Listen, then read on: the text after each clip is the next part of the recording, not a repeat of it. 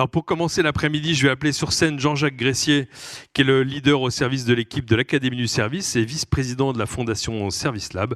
Jean-Jacques va introduire nos deux premiers keynotes de l'après-midi. Jean-Jacques, bienvenue. Le temps de prendre le gel hydroalcoolique, de se positionner. Et donc je vais vous laisser. Je vous retrouve tout à l'heure. Je vais prendre juste la tablette avec les questions parce que ça sera le moment où je vous rejoindrai tout à l'heure. Bonne session, à tout à l'heure. Merci Jean-Jacques. Merci Thierry. Donc effectivement, rebonjour à ceux qui étaient déjà là ce matin, que ce soit dans ce formidable château forme ou à distance. Et puis bonjour à ceux qui nous rejoignent pour le programme de l'après-midi. Je vais effectivement animer cette première séquence avec deux partages. C'est vraiment vous allez rencontrer deux entrepreneurs qui viennent justement uniquement avec la volonté de vous faire partager ce qu'ils ont compris dans ce qu'ils font, grâce à ce qu'ils font, et ce qu'ils ont compris aussi dans ce que nous traversons tous ensemble aujourd'hui, effectivement, parce qu'on cherche aussi à faire la différence dans le monde nouveau dans lequel nous sommes en train de nous inscrire. Donc, pour commencer, la première intervention sera une intervention du président du directoire et directeur général de Nocibé, qui est un distributeur que vous connaissez tous de français, de parfums et de cosmétiques. Pierre, qui va intervenir, est professionnel, un grand professionnel de la distribution, parce qu'il a travaillé, avant de travailler pour Nocibé, il avait de grandes responsabilités chez Petit Bateau, une marque quand même de référence aussi, et puis Etam également, dans lequel il a travaillé pour la France, la Belgique et le Luxembourg. Donc c'est vraiment un patron qui connaît, une des caractéristiques de Pierre, c'est que c'est un patron qui connaît bien le terrain pour lequel il travaille. Il connaît bien ses boutiques, Pierre, il va vous en parler. Donc Pierre dirige aujourd'hui Nocibé, qui est une filiale du groupe, ça vous ne le savez peut-être pas, allemand Douglas, qui occupe quand même la première place du marché européen de la parfumerie sélective. Donc Nocibé est un des principaux distributeurs français de parfumerie sélective. Sur le marché, il dispose de 600 points de vente en France et emploie 4000 salariés, et je dirais salariés et eux, car la majorité des collaboratrices dans les magasins, comme le nom l'indique, sont des femmes. Et c'est sur ce sujet-là, d'ailleurs, Pierre et sa DRH ont beaucoup travaillé, beaucoup réfléchi. Le chiffre d'affaires de cette entreprise annuel est près d'1 milliard d'euros, donc on a affaire quand même à un poids lourd de la distribution. Nocibé a été fondé à Lille, comme on pourrait dire beaucoup d'entreprises qui réussissent dans le monde du commerce, en 1984, sur une idée novatrice, et c'est important de revenir toujours à l'idée, rendre la parfumerie et le bien-être accessible à toutes les femmes. Donc c'est toujours bien de revenir sur, dans le fond, quand nos créateurs nous ont mis sur les fonds baptismaux, quelle était l'idée fondatrice, et aujourd'hui on pourrait dire quelle est la mission qui pourrait nous inspirer. Et enfin, j'ajouterais que Nocibé a été récompensé en 2020 pour la 4e année consécutive du prix Excellence Client que l'Académie du Service co-organise avec ses partenaires que sont Ipsos et Trusty Finance. J'appelle donc à me rejoindre sur scène Pierre Aoun, et je vous propose de l'encourager, même s'il sait faire partager ses convictions. Et je vais proposer à Pierre, pendant qu'il s'installe, de nous faire partager ce qu'il vit aujourd'hui, ce qu'il constate, et comment, dans ce qu'il vit aujourd'hui et ce qu'il constate, il prépare aussi l'avenir de Nocibé demain. Pierre, merci à toi d'être là. Merci. Je te laisse la parole. Merci pour ce portrait et bonjour à tous et à toutes. Et je sais qu'il y en a qui sont avec nous mais qui ne sont pas dans la salle, donc bonjour à vous également. Quand Jean-Jacques et Thierry m'ont demandé de venir parler de comment on prépare demain, donc à la fois ça m'a fait plaisir bien sûr, mais ça m'a super étonné parce que moi je suis un homme de retail. Et le retail, vous savez, c'est le commerce de proximité. Or, tout le monde sait que le commerce de proximité est mort. Le commerce de proximité est mort et enterré, ou à tout le moins, il est dans un état comateux, puisque l'avenir, c'est uniquement Internet. On est d'accord? Eh bien, écoutez, si ça en étonne certains, la situation semble évidente pour d'autres. Même nous, on pensait que Internet était en train de prendre et allait prendre de plus en plus vite une importance énorme et que les magasins allaient énormément en souffrir. D'autant que ça n'a échappé à personne. On a fermé nos magasins dernièrement pendant plus de 2 mois. Et forcément, lorsque tous les magasins sont fermés, Internet pèse pour 100% de votre chiffre d'affaires. Donc on s'est dit, après le déconfinement, le chiffre d'affaires dans les magasins va s'effondrer et ça va être Internet véritablement l'avenir. Alors je mens un peu parce qu'il y en a beaucoup qui le pensaient, nous on ne le pensait pas.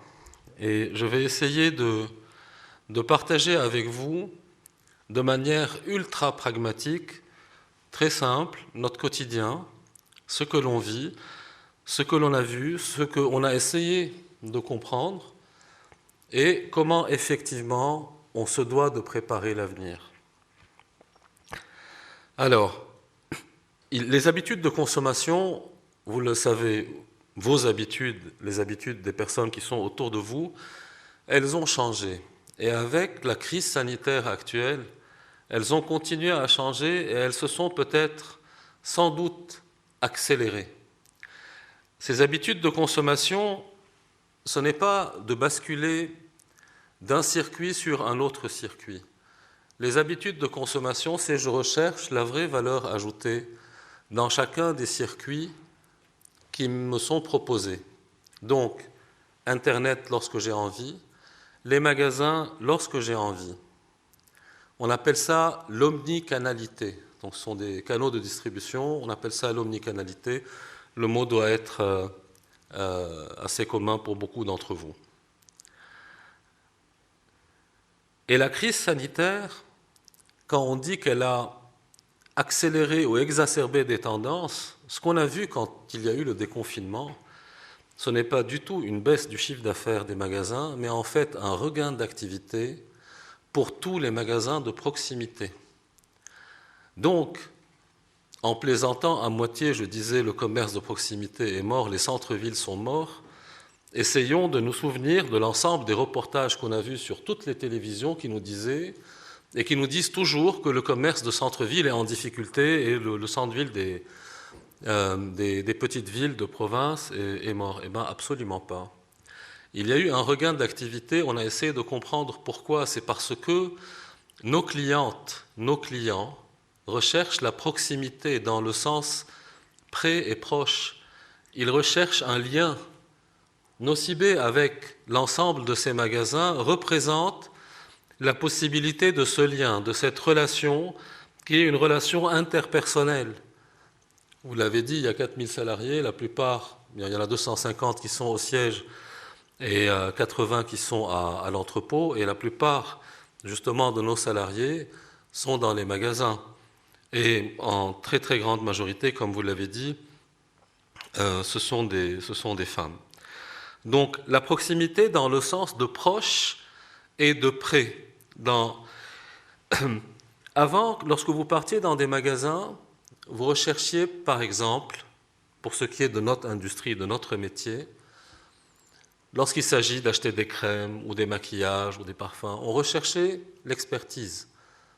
Donc les conseillères que nous avions avaient l'expertise.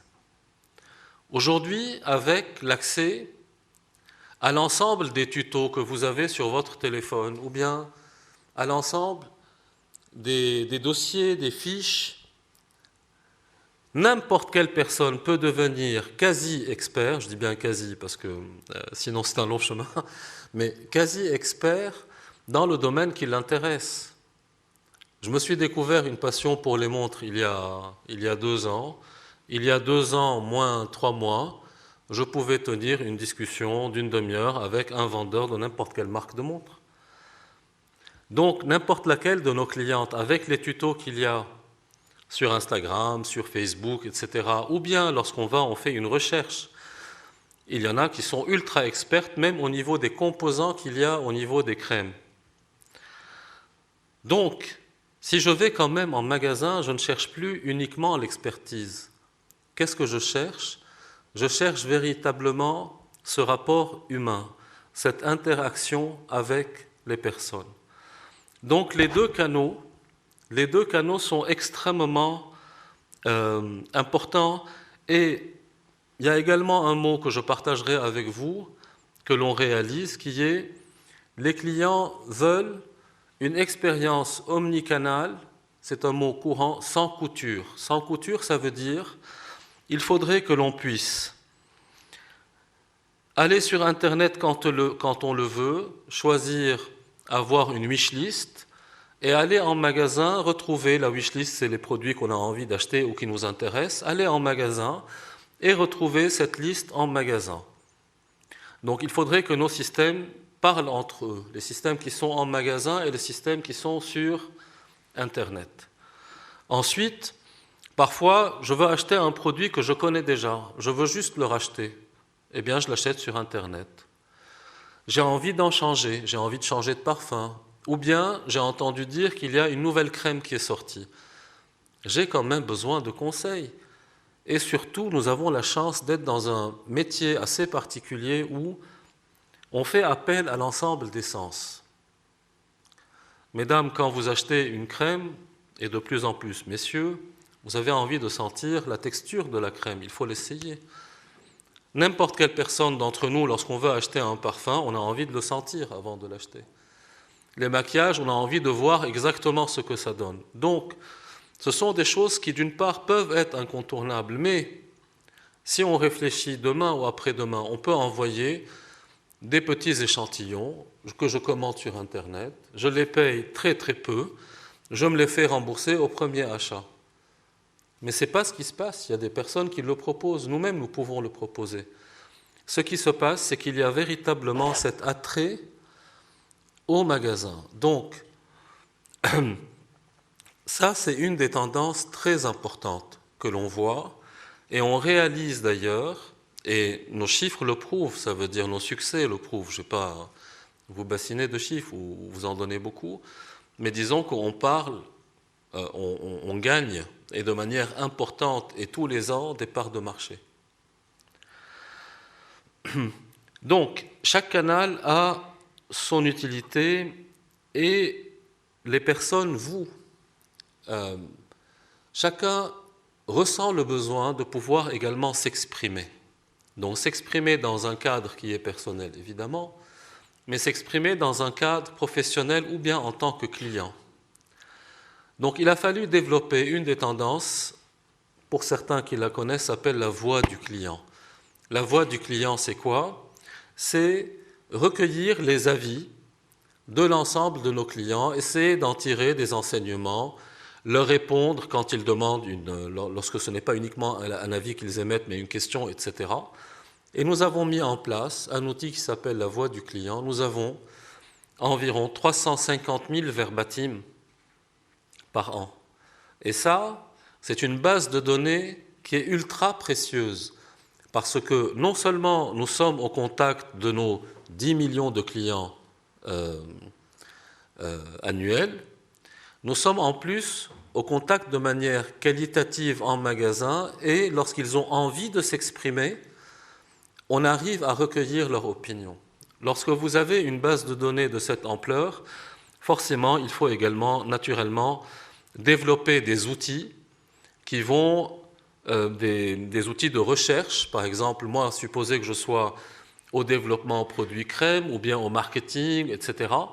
Je vais aller, comme si j'étais sur Google, sur Internet, je vais rentrer le mot qui m'intéresse, par exemple, délai trop long, parce que le délai est trop long, etc. Bon.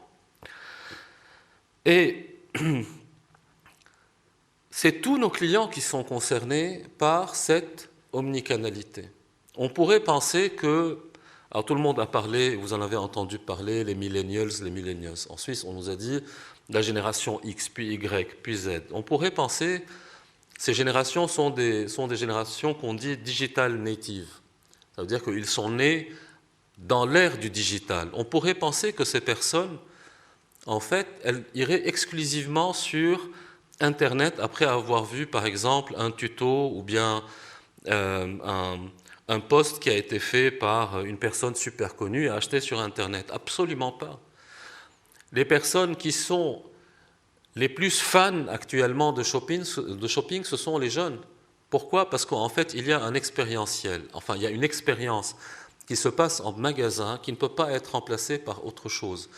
Et ils recherchent ce contact, ils recherchent le regard. Une des forces de nos CIB, Jean-Jacques, merci de l'avoir dit, c'est la qualité de service, c'est l'accueil. Très bien. Et c'est en fait le sourire, ça veut dire c'est la bienveillance, de notre personnel. Pour qu'il y ait une valeur ajoutée à la visite en magasin, ce n'est pas uniquement l'expérientiel, enfin l'expérience du toucher et les sens, c'est véritablement l'accueil, la prise en charge, etc. Et elles font véritablement, elles ne sont pas là. Donc je le dis avec tout mon cœur et avec tout le respect que je porte pour elles, leur travail est absolument admirable. Et elles se sont dit, on va mettre des masques, mais notre sourire, en fait, notre force, elle va disparaître pas du tout, on sourit avec les yeux. Et on a dans les verbatims que l'on a, les 350 verbatims, on a exactement des phrases qui disent « on voyait son sourire avec ses yeux ». Maintenant, j'ai dit que j'allais parler également de manière très pragmatique. Je ne vais pas être très long, mais parler de manière pragmatique. Quand je vous dis que l'expérience à retenir, je pense, de notre expérience, c'est le sans-couture de l'omnicanalité. Pour qu'il y ait ce sans-couture et qu'il y ait une vraie valeur ajoutée dans les deux canaux, il faut absolument développer l'ensemble des services que l'on a. Et des services extrêmement pratico-pratiques. Ça veut dire, en fonction de mes besoins, je vais me faire livrer en 2 heures. Il y a parfois des urgences de rouge à lèvres, mais je peux me faire livrer en 2 heures dans plus de 120 villes en France. Je peux choisir, par exemple, d'acheter sur Internet et de retirer mes produits en magasin.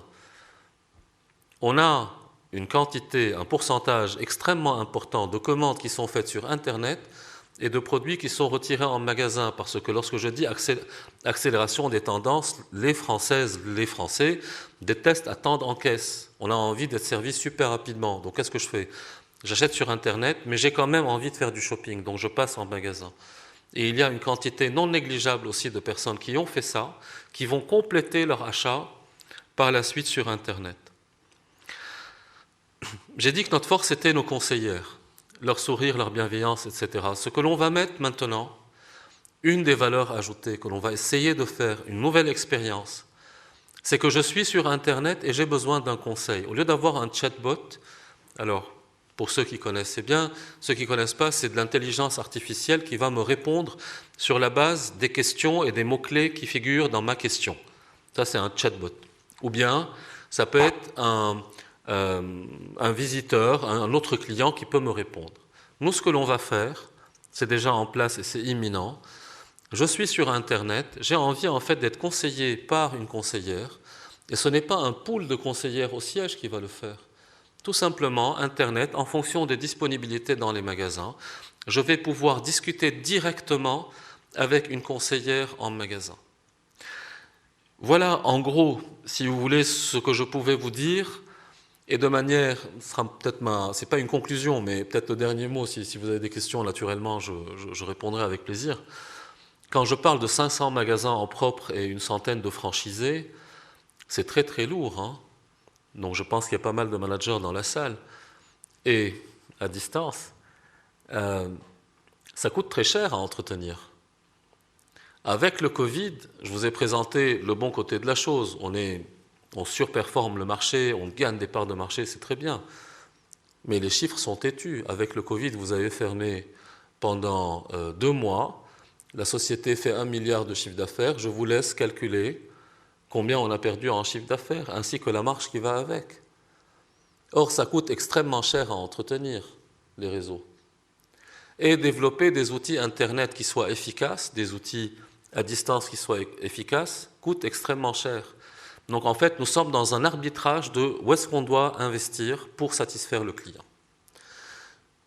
Voilà ce que je pouvais, de manière, je pense, pragmatique, simple, vous dire, c'est quoi notre quotidien, quels sont les sujets qui accaparent nos pensées et notre temps. Et j'espère que ça a été intéressant. Voilà. Un grand merci, Pierre, pour ton témoignage réfléchi, sincère, incarné. Je vais te proposer de prendre place ici. On va faire venir le deuxième speaker de cette ouverture de l'après-midi. Mais un grand merci et tu aurais pu parler encore plus longtemps et on a fait le choix, quand on a préparé ça ensemble, de ne pas aller sur qu'est-ce que tu fais du point de vue de l'expérience de tes collaboratrices. Mais tu sais à quel point je suis passionné par toutes les initiatives que vous prenez de ce point de vue-là de l'entreprise. Voilà, peut-être qu'il y aura des questions sur ce sujet-là aussi. Donc merci beaucoup. Donc la seconde partie la seconde keynote de cette séquence va être réalisée par le cofondateur d'Alenvie. Alors peut-être que beaucoup ne connaissent pas Alenvie, mais vous allez voir, rien que le fait de repartir d'ici en ayant découvert Alenvie, eh ben, ça sera déjà un cadeau qu'on vous fait l'Académie du Service avec un grand plaisir. Alenvie est une société à mission de 100 personnes, dont la raison d'être, et là je vais lire, parce que je pense que quand on lit une raison d'être, il faut toujours le choix des mots, vous savez, c'est important. Donc la raison d'être d'Alenvie, c'est humaniser l'accompagnement de ceux qui ont besoin d'aide ou de soins, en valorisant les professionnels et en réconciliant les enjeux humains et économiques du secteur. Ça méritait d'être lu avec une forme de lenteur qui fait qu'on capte bien chaque mot, parce que ces mots ont été choisis avec beaucoup d'attention et ils sont tous porteurs de sens. Alenvie a été créé en 2016 et intervient sous plusieurs formats. C'est une aussi de leur, de leur créativité, de leur intelligence situationnelle. Donc ils interviennent comme opérateurs d'aide à domicile, un prestataire de services pour aider les organisations aussi d'aide à domicile, à mettre l'humain au cœur de leur fonctionnement. Donc à la fois ils interviennent à domicile, premier champ d'intervention, mais aussi ils interviennent pour d'autres entreprises, pour les aider dans ce fonctionnement, parce que c'est très compliqué de prendre soin des gens à leur domicile, et ça ils le font sous la marque Compagnie. Et enfin ils sont très actifs sur le secteur, pour faire reconnaître le secteur du prendre soin auprès des pouvoirs publics. Ils sont voilà, ils marchent sur ces trois pieds, leur propre activité. Ce qu'ils ont compris, ce qu'ils font, ils essayent de l'offrir à d'autres acteurs du secteur. Et je trouve ça une approche quand même assez originale, plutôt que de racheter les gens du secteur. Et puis après, ils font un travail de faire comprendre au pouvoir public et à toute la communauté qui les entoure, tout l'écosystème, à quel point leur métier est important, mais aussi est un métier délicat qui nécessite beaucoup d'attention. Donc j'ai le plaisir, et je vous demande d'accueillir avec moi Thibaut de Saint-Blancard, qui est cofondateur d'Alenvie. Et Thibaut va prendre le temps de... Voilà.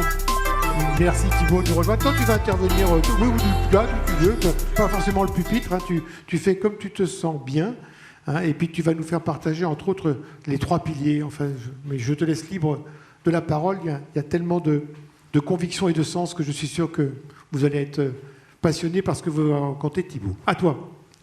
Merci Jean-Jacques. Vous m'entendez? C'est bon.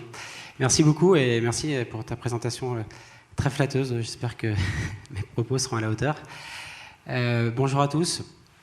Je suis très content d'être parmi vous.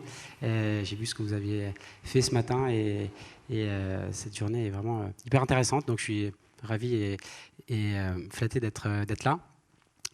Donc, si vous voulez, voilà, je vais vous raconter un peu l'histoire d'Alenvie, que j'ai créée avec deux amis qui s'appellent Clément et Guillaume en 2016. Alors nous, on ne vient pas du tout du monde médico-social, puisque là, on est dans le champ du médico-social, donc l'accompagnement des personnes fragiles et en perte d'autonomie. Moi, j'ai travaillé dans des entreprises, notamment de services et dans la grande distribution. J'ai travaillé chez Sodexo pendant 6 ans et chez Leroy Merlin pendant 5 ans, qui sont deux super boîtes qui m'ont appris énormément de choses et qui m'ont fait grandir et qui m'ont d'ailleurs inspiré pour cette aventure aussi. Je peux vous en parler. Et donc voilà, nous, alors, on ne vient pas du monde médico-social, mais mes amis Clément et Guillaume non plus. Ce qui fait qu'on est arrivé avec un regard un peu neuf.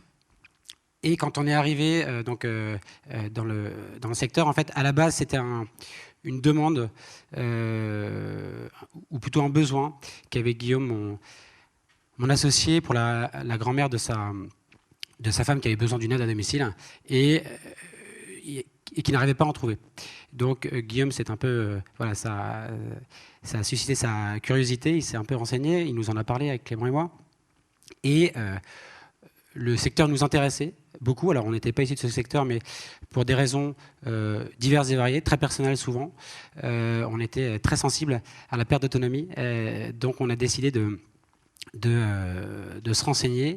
Et là, quand on a rencontré des gens, quand on a rencontré des auxiliaires de vie, des personnes âgées accompagnées, des aidants familiaux, ben on a vu que le métier d'auxiliaire, les métiers de l'accompagnement n'étaient pas assez valorisés.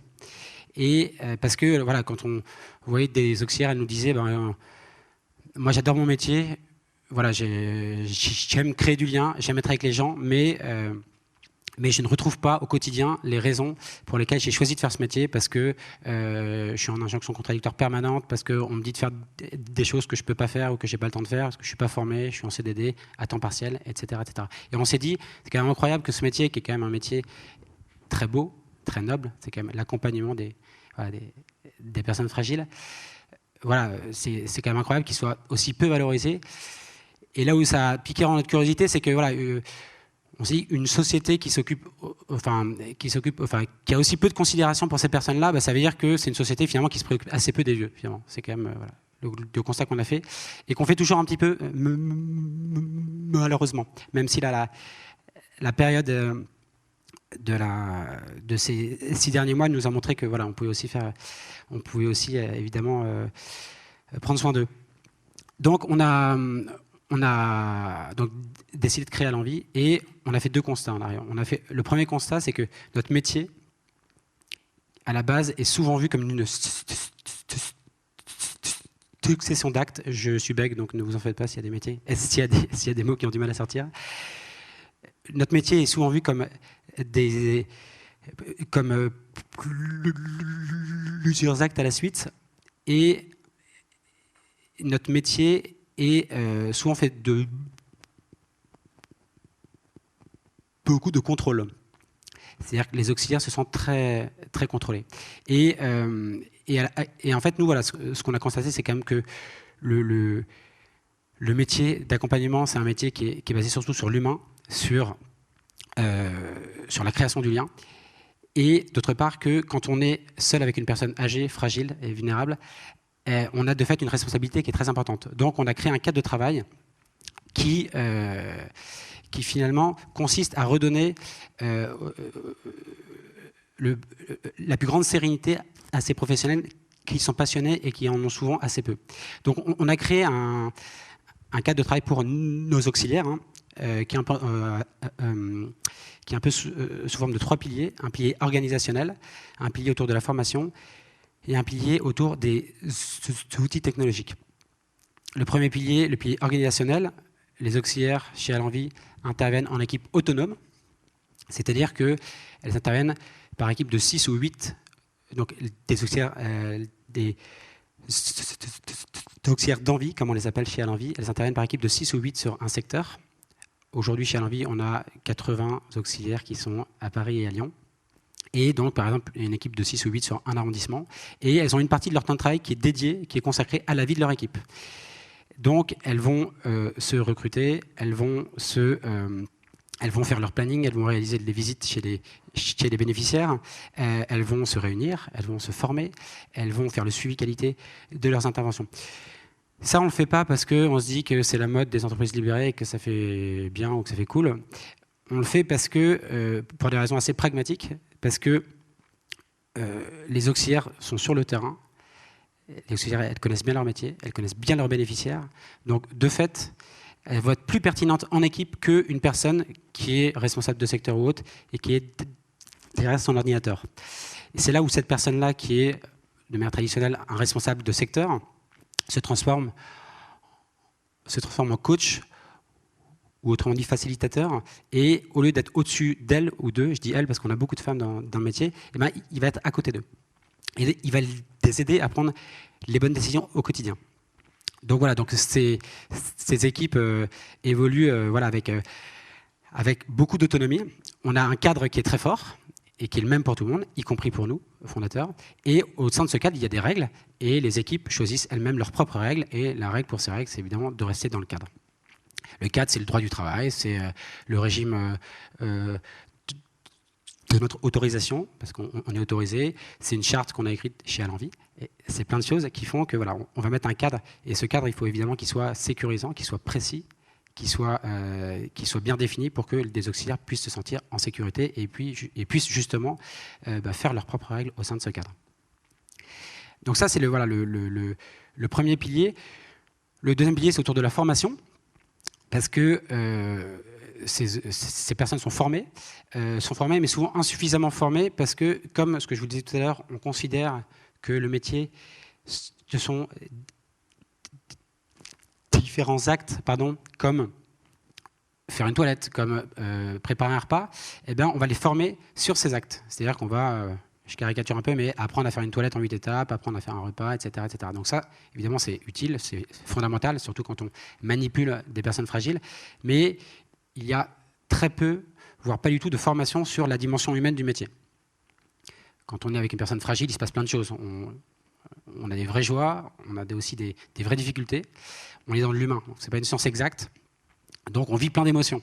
Et si on ne nous apprend pas à prendre du recul par rapport aux émotions qu'on vit en intervention, si on ne donne pas des outils pour prendre ce recul, pour bien communiquer, pour communiquer à bon escient avec nos bénéficiaires, avec nos aidants, avec nos collègues, eh ben, il y a un vrai trou dans la raquette.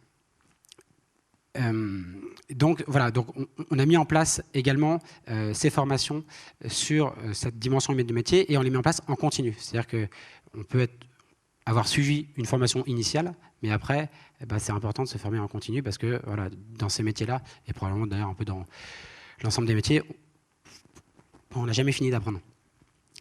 Donc ça, c'est la formation, c'est le deuxième pilier. Et le troisième pilier, c'est les outils. Alors les outils, c'est assez marrant, parce qu'aujourd'hui, on est dans une société très, très tech, où on dit toujours qu'il faut digitaliser, que c'est génial, et que ça va sauver le monde. Nous, on n'est pas convaincus de ça.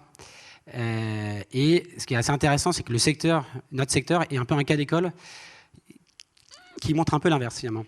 Nous, quand il y a des très vieilles structures qui viennent nous voir, eh bien, nous disent, en fait, vous n'avez rien inventé, parce que votre mode de fonctionnement avec de l'autonomie, on l'avait avant qu'on ait des ordinateurs. Parce qu'en fait, avant qu'il y ait des ordinateurs, des auxiliaires de vie, elles se voyaient le lundi matin. Elles prenaient un café, elles faisaient le planning de la semaine, elles étaient en intelligence collective avec leur responsable de secteur qui était pour le coup très facilitateur, et elles se revoyaient le vendredi soir pour pointer et disaient bon alors ça s'est passé comment ta semaine, etc., etc. Donc c'était voilà, on était vraiment dans la création du lien. La techno et les ordinateurs ont vraiment rompu ce lien, puisque quand il y a eu des ordinateurs, on s'est dit tiens, en fait les plannings c'est quand même pénible, donc on va demander à une personne de les faire, ce sera plus simple, en plus on a un ordinateur et ça va être plus pratique. Le truc auquel on n'a pas pensé, parce que j'aurais été le premier à faire ça, je pense, évidemment, mais le truc auquel on n'a pas pensé, c'est que, voilà, que quand il n'y a qu'une personne déjà qui a l'information, ça pose un problème, parce qu'on est obligé de passer par elle pour obtenir la moindre information. Du coup, ça crée des goulets d'étranglement. Ça crée assez peu de valeur ajoutée finalement pour la personne qui fait l'intermédiaire, et surtout ça frustre énormément les professionnels, parce que finalement on leur enlève tout leur pouvoir d'agir. Donc ça, c'est un constat qu'on peut tous faire. Voilà, après on peut critiquer ou pas. Encore une fois, je pense qu'on aurait tous fait la même chose. Mais là, ce qui est bien aussi avec la techno, c'est que notamment ces dernières années, on peut quand même développer des outils qui sont qui sont plus simples à développer, qui sont plus souples, qui sont plus agiles, et qui permettent justement de rendre possible ce modèle autonome. Donc aujourd'hui, voilà, on a digitalisé évidemment tout ce qui est SIRH, tout ce qui est compta, etc., etc. Mais au-delà de ça, on a créé une interface qui permet aux auxiliaires d'avoir accès au planning de leurs collègues, qui permettent de modifier leur planning, qui permettent de modifier les fiches des bénéficiaires, voilà, qui leur permettent de travailler en autonomie. Donc ça, c'est voilà, la techno, c'est bien si elle est au service du cœur des métiers, si elle est au service de l'humain. Voilà, donc en fait, on a fait tout ça pendant 2 ans, puis au bout de 2 ans, on s'est dit, tiens, c'est quand même... en fait, on discutait avec des confrères, parce qu'on est plus de 8000 structures d'aide à domicile en France, donc on discutait avec des confrères, et qui nous faisaient part de leurs difficultés, et à qui on faisait part des nôtres aussi, évidemment, on en a tous. Et du coup, on s'est dit à un moment, tiens, ça a du sens, au lieu, évidemment, qu'on voulait grandir, et qu'on veut toujours grandir d'ailleurs, évidemment, mais au lieu d'essayer de grandir le plus possible, d'aller dans le plus de villes possible, eh bien, de pouvoir aider les personnes qui font. Et donc, en fait, on s'est dit, tiens, ça peut être une bonne idée de partager finalement les clés de notre modèle. Nous, on a fait des trucs qu'on peut donner ou qu'on peut vendre ou qu'on peut partager en open source. On va aussi évidemment s'inspirer parce qu'il y a plein de personnes qui font des trucs super et qu'on va les glaner évidemment. Et donc c'est comme ça qu'on a créé une marque plus B2B, voilà, pour nos confrères, où on va conseiller et accompagner des structures qui changent de modèle organisationnel. On va les formations qu'on a déployées chez Allenvie et qui marchent bien, on va les partager. Et les outils aussi, voilà, qui favorisent ce modèle, on va également le partager. Donc ça, voilà, c'est vrai que ça avait beaucoup de sens pour nous parce que aussi, et là j'en viens à la troisième partie, c'est que nous à la base on a créé une entreprise parce qu'on était issus d'entreprise, hein, je vous ai dit d'où je venais, donc c'était assez naturel. Après c'est vrai que de plus en plus on a vu émerger une vraie mission sociale parce qu'on répond quand même à des enjeux de société qui sont très importants, hein, valoriser les professionnels de l'aide et du soin et bien vieillir chez soi. Donc c'est quand même deux sujets de société majeurs. Donc en fait, plus on avançait, plus on s'est dit aussi, bah, tiens, il faut vraiment que notre entreprise, le côté social puisse émerger et finalement qu'on puisse faire en sorte d'avoir un impact, de mettre l'impact social au même niveau que l'impact économique. Parce qu'on reste une entreprise, il faut qu'il y ait une viabilité économique, sinon ben, on meurt. Donc évidemment qu'il faut qu'il y ait de la croissance, etc., mais il faut aussi qu'on mette l'impact social au cœur du modèle. Donc c'est comme ça qu'on a, voilà, alors on a d'abord été labellisé ESUS. ESUS, c'est Entreprise solidaire à utilité sociale. Et ensuite, quand, avec la loi Pacte, le statut d'entreprise à mission s'est créé, on a trouvé que ça avait vraiment du sens et surtout que ça répondait un peu, là, vous savez, tout à l'heure, je vous parlais du cadre et des règles. Ben, la société à mission, c'est un peu la même chose. C'est bien parce que finalement, ça crée un cadre, c'est-à-dire ça crée une raison d'être. Donc, Jean-Jacques, merci beaucoup d'avoir lu la raison d'être, parce que c'est vrai qu'il fait vraiment écho chez nous. Et effectivement, les mots ont été vraiment pesés, parce que voilà, ces mots-là sont importants, et c'est vraiment ce qu'on a envie de faire. Et en fait, cette raison d'être, ce que vous avez lu, Jean-Jacques, tout à l'heure, ben, on l'a fait avec l'ensemble des parties prenantes. Donc, on l'a écrit avec les auxiliaires, avec les actionnaires, avec des salariés de notre bureau, avec nous. On l'a fait tous ensemble, et pour se dire, voilà, ben, on écrit ça, parce que c'est vraiment de manière collective ce qu'on a envie de faire. Et comme ça, bah, au quotidien, on peut aussi se rappeler pourquoi est-ce qu'on existe. Et ce qui est bien avec des entreprises à mission, c'est que du coup, à partir du moment où on a une raison d'être, qu'on définit ensuite un comité de mission, etc., bah, ça permet de s'assurer que des engagements et les objectifs qu'on prend, c'est pas aussi un peu n'importe quoi et un truc pour faire joli, c'est vraiment quelque chose qui est une vraie conviction et quelque chose en plus qui nous aide. Parce que très souvent, en fait, on a des débats, ou nous trois, ou évidemment avec l'équipe, et dans le débat, au bout d'un moment, il y a une personne qui dit, bah, attends, en fait, on a envie de faire quoi, nous ? C'est quoi ce qu'on a envie de faire chez Allenvie ? Et le fait d'avoir cette raison d'être, bah, ça nous aide à répondre à certaines questions, donc c'est vraiment intéressant. Je pourrais continuer, mais je vois que le temps tourne, donc je ne sais pas si je suis bien dans les temps ou pas. Tu as encore une minute, si je te laisse. Non, et voilà, effectivement, après, sur le sujet plaidoyer, il y a un vrai. Notre secteur n'est pas assez reconnu. Là, on a vu qu'avec le Ségur de la santé, ils ont augmenté tout le monde à l'hôpital, ce qui est très bien et ce qui était urgent. Et du coup, bah là, typiquement, depuis 3 mois, on a toutes les aides-soignantes de notre secteur qui vont à l'hôpital. Et du coup, déjà qu'on n'avait plus personne, on n'avait pas grand monde avant, maintenant on a encore moins de monde. Donc voilà, il y a des vrais enjeux. Donc aussi, il y a un côté plaidoyer, lobbying qui est hyper intéressant et avec lequel on se sent très aligné, qu'on veut mettre en place. Merci beaucoup Thibaut et merci beaucoup pour ce témoignage que j'ai trouvé passionnant. Je te laisse rejoindre Pierre et je trouve, je ne sais pas comment vous l'avez ressenti, mais je trouve qu'on a là 2 entrepreneurs qui en fond ont bien des points communs, parce qu'il y en a un premier qui manage une entreprise qui nous permet à nous, les femmes et les hommes, de continuer à être bien dans notre peau, on peut dire ça comme ça. Puis il y en a un autre qui prend soin de nous quand on commence à être un peu plus fragile. Mais tous les deux le font en étant très attentifs au sens de leur métier. Et également, un point commun, mais Pierre n'a pas eu trop le temps d'en parler, mais aussi en faisant beaucoup d'attention sur les personnes qui exercent le métier. Parce que ce qui vous rapprocherait peut-être aussi, c'est que bien sûr, les métiers du prendre soin des gens fragiles n'est pas un métier forcément valorisé, et vous le valorisez. Et je pense que Pierre a beaucoup œuvré aussi pour valoriser le métier et valoriser les personnes qui travaillent dans les magasins de ton réseau. Voilà, merci beaucoup à vous deux. Merci. Je viens de me désinfecter les mains. Voici un micro avec le bonnet que vous pouvez conserver. Nous allons passer à notre séquence de questions-réponses. Donc à tous ceux qui sont à distance, encore merci d'avoir contribué. À toutes celles et ceux qui sont ici face à nous, merci d'avoir ajouté des questions. Alors j'ai une toute première question qui s'adresse plutôt à Pierre Aoun. Comment accompagnez-vous les collaborateurs et les managers dans le changement dont vous nous avez parlé, en l'occurrence de l'omnicanal et du sans couture? Donc quel accompagnement pour les collaborateurs et managers?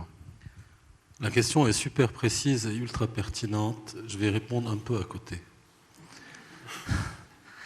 En fait, si on découvrait aujourd'hui le besoin d'accompagner nos équipes, on aurait tout perdu. Nos équipes, ça fait des années qu'on sait très bien. Je vais vous dire, j'ai pas, parce que Jean-Jacques a parlé de manière super élogieuse à propos de la compagnie. Moi, je vais vous dire une chose. Est-ce qu'on a les plus beaux magasins? La réponse est non. Non. Nous sommes en train de vivre le 5e LBO, pour ceux qui savent ce que c'est. Ça veut dire que la société a été vendue déjà 5 fois, passe auprès de fonds d'investissement. Et lorsque vous êtes dans cette situation, un sou est un sou. Ça veut dire que attention à ce que vous dépensez. Donc il est plus naturel de donner de la valorisation à la société en faisant des croissances externes. Croissance externe, ça veut dire racheter des entreprises qui existent déjà, des petits réseaux de 6-7 magasins, etc. Et pas forcément les mettre aux normes. Sans le citer, mon plus gros compétiteur, on va dire ça comme ça, qui a 29% de part de marché quand nous on en a 28%, crée ces magasins ex nihilo. Ça veut dire qu'il prend un magasin en béton et ils font un magasin. Est-ce qu'on a les plus beaux magasins? La réponse est non. Est-ce qu'on a les plus beaux produits? La réponse est non. Pourquoi? Parce qu'on a les mêmes produits que les autres. Les produits que vous voyez à la télé, les J'adore, les de Dior, les Lancôme, Idole, La vie est belle, etc. C'est les mêmes partout, ils sentent pareil. Et à peu de choses près, ils sont quasiment au même prix. Donc, j'ai pas les plus beaux magasins, j'ai pas les plus beaux produits. Comment on arrive à gagner des parts de marché, à surperformer, à avoir une profitabilité qui fait du bien, je pense, au groupe? Eh bien, c'est parce il n'y a aucune démagogie, en plus, il n'y en a aucune dans la salle. Parce qu'on a les meilleures équipes. Et comme on a les meilleures équipes, tu l'as évoqué par 2 fois, et je t'en remercie, c'est basé sur des réalités. C'est-à-dire, on a les meilleures équipes parce que 4 ans de suite, elles ont gagné le prix de l'excellence client. Parce que sur les 4 dernières années, on les a déjà accompagnés, et ça commence à répondre en fait à ta question, Thierry. Vous savez, dans le retail, il n'y a pas beaucoup forcément de surdiplômés. Et certaines ont envie de rattraper peut-être le temps qu'elles n'avaient pas consacré parce qu'elles ne pouvaient pas ou qu'elles n'avaient pas envie ou parce que les conditions financières faisaient que ou la vie faisait que. Et en fait, je peux vous dire qu'on a sur les 4000, on a 1700 nouvelles bachelières sur les 3 dernières années. Elles ont obtenu un bac, un vrai bac. Je peux vous dire que vous avez 700 personnes qui ont obtenu un bac plus 2. Ça veut dire un vrai bac plus 2. C'est pas un niveau, c'est pas non, un reconnu par l'État. Donc, ce sont des personnes qui inévitablement ont compris qu'on était reconnaissant.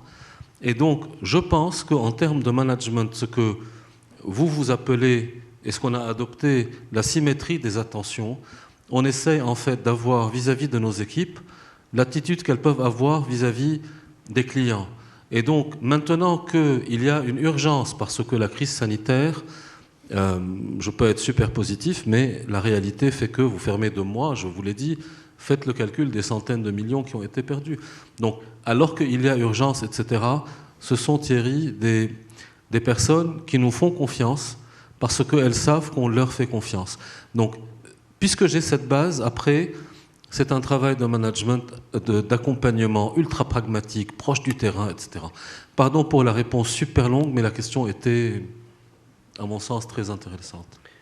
Merci beaucoup. Il y a une question pour Thibaut. Alors je pense qu'il y a beaucoup de gens qui ont été interpellés par votre parcours, parce que finalement vous avez un point commun aussi avec Pierre Raoun, c'est que vous connaissez la distribution spécialisée, hein, c'est bien ça. Et donc comment est-ce qu'on passe de Leroy Merlin à l'Envie ?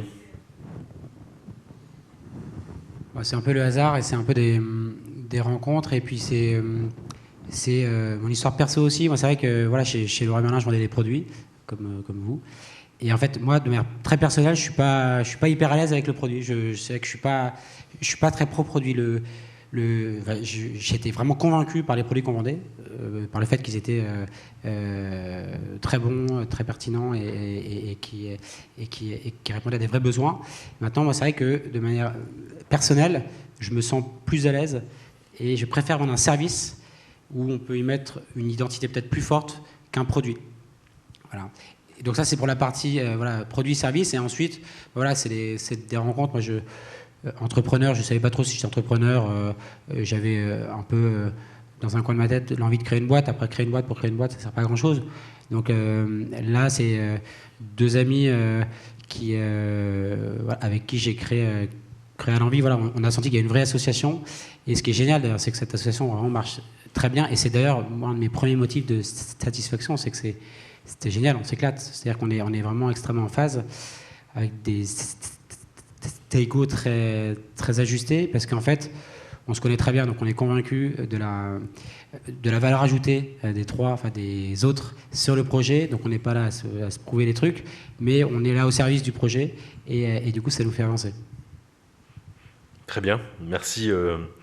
Il y a beaucoup de questions sur l'entreprise à mission. Comment, alors, vous avez un peu révélé comment est-ce qu'on y arrive, mais très concrètement, donc la loi Pacte, c'est à peu près il y a 1 an, et on se souvient et on a la chance d'accompagner une entreprise qui fait partie des premières grandes entreprises à mission, en l'occurrence la Maïf, hein, qui nous inspire tous. Comment se déroule ce processus? En interne, il y a un comité, je crois, c'est ça, après avoir défini la raison d'être. Est-ce que vous pourriez juste nous éclairer sur la façon de s'y prendre?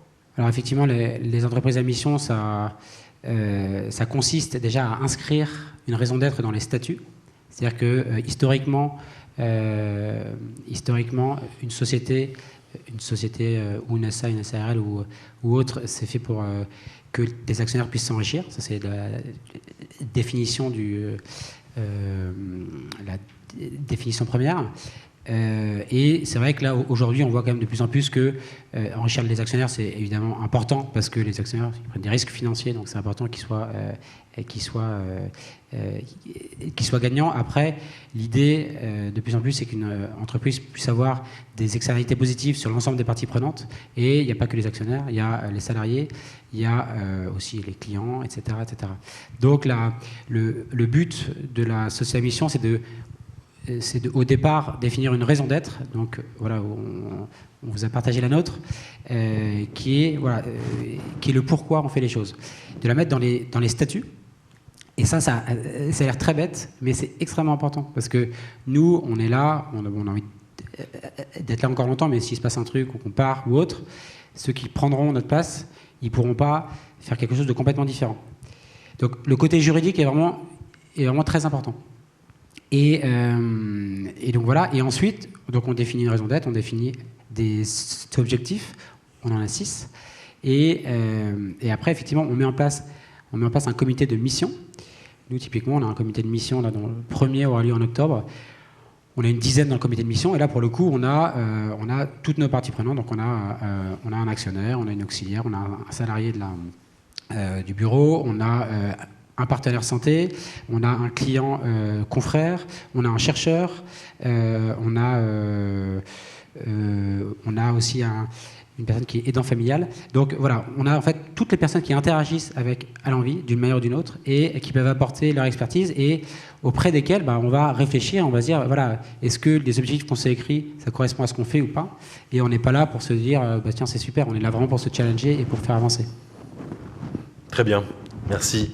Il y a une question pour vous, Pierre. Faut-il être un homme pour diriger une enseigne de beauté ?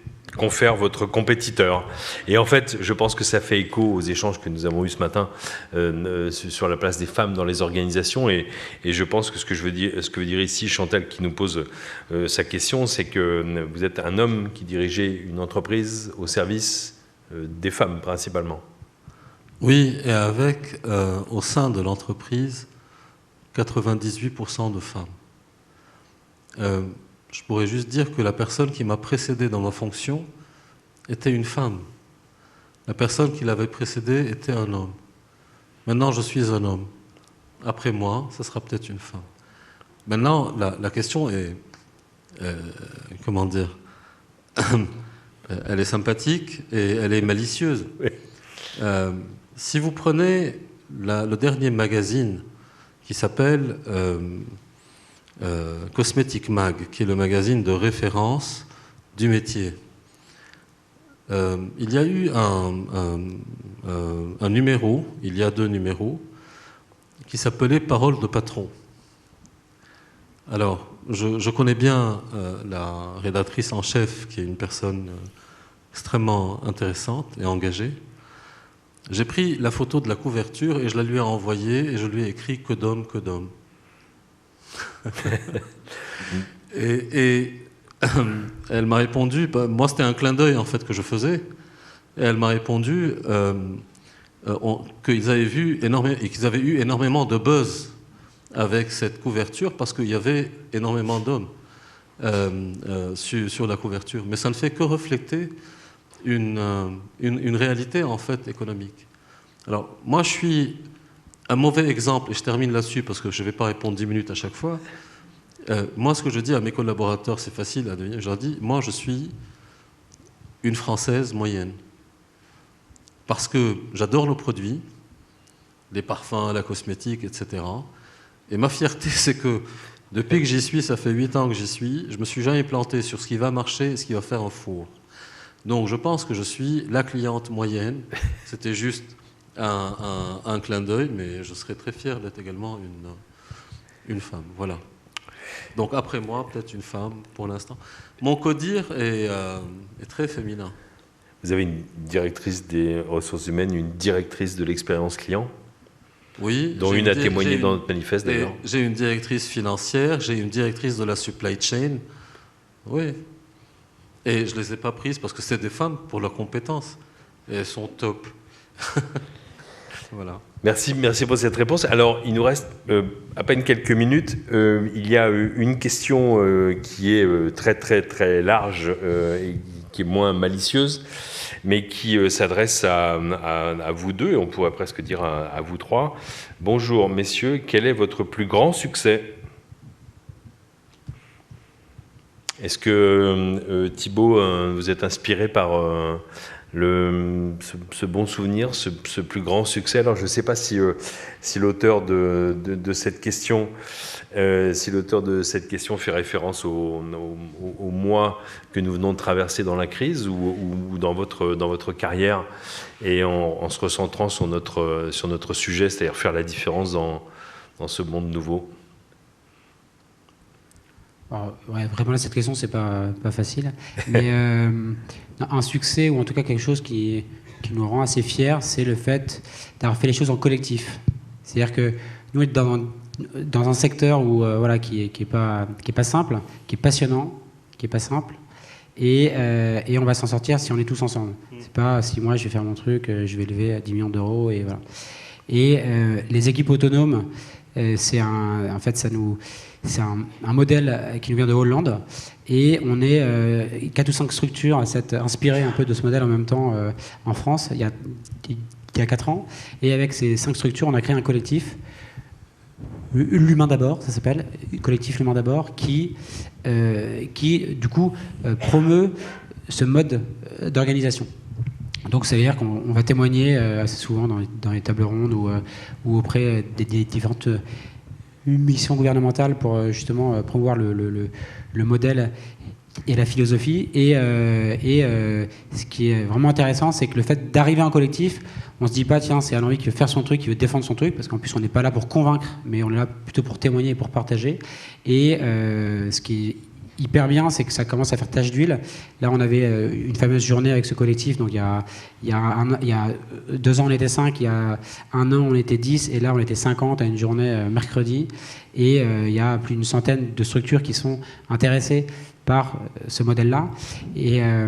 Et au-delà d'être intéressées par ce modèle, c'est des structures qui ont envie de partager et de faire les choses ensemble. Et donc ça, c'est vraiment intéressant. Parce que dans ces structures, il y a des associations et il y a plein d'entreprises aussi qui sont là et qui sont... voilà, donc c'est intéressant. Non, la réponse est très belle. Je pense qu'elle appelle le silence. Votre grand succès en tant que cliente moyenne? C'est en fait, c'est pas le mien. Bon, vous m'avez lancé sur un truc. Bon, j'ai 1 minute 30. Je vais pas faire 1 minute 30 32. pour répondre. Écoutez, je vais par pudeur taire le nom du produit qu'on avait obtenu en exclusivité. C'était un parfum qui, à mon sens, n'appelait aucun succès. Et en fait, j'ai juste dit aux équipes, s'il vous plaît, faites-moi mentir. Ça veut dire, voilà, il faut. Elles l'ont porté premier de tous les, en ayant 0 publicité à la télé, 0 publicité sur Internet. Elles ont juste fait un truc flamboyant, mais qui a duré ce que durent les roses. Ça a été un feu follet, et elles ont été capables de le faire. Ça prouve juste, en fait, un attachement, un engagement, mais sans pareil, de l'ensemble des équipes. Ça veut dire, au-delà de l'anecdote, ça prouve juste la capacité de mobilisation et la confiance mutuelle qui peut exister dans une boîte. C'est peut-être ça aussi notre fierté. Merci de ce témoignage. Je vais peut-être laisser Jean-Jacques en quelques mots, conclure en quelques mots cet échange. J'aurais aussi peut-être de partager ce dont je pourrais être aussi le plus fier, parce que je me sens très proche de Pierre et de Thibault. Peut-être qu'une de mes plus grandes fiertés, c'est au sein de l'Académie du service, où on essaye de vivre tous les jours la symétrie des attentions, c'est d'avoir aujourd'hui une équipe autour de moi qui, à chaque fois où je ne suis pas raccord avec le modèle, sait me le dire, et me le dire très vite d'une façon bienveillante. C'est peut-être ça dont je suis le plus fier. Merci de votre témoignage. On peut effectivement applaudir nos 3 intervenants de l'après-midi.